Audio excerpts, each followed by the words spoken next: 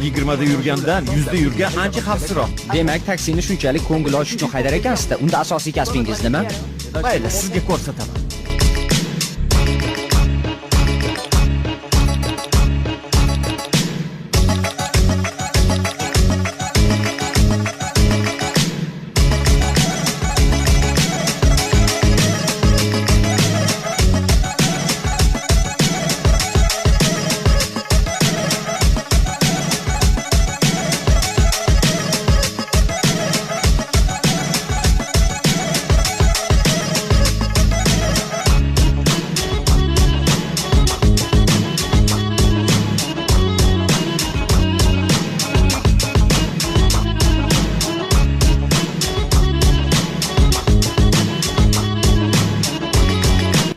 Sizga ochig'ini aytaman.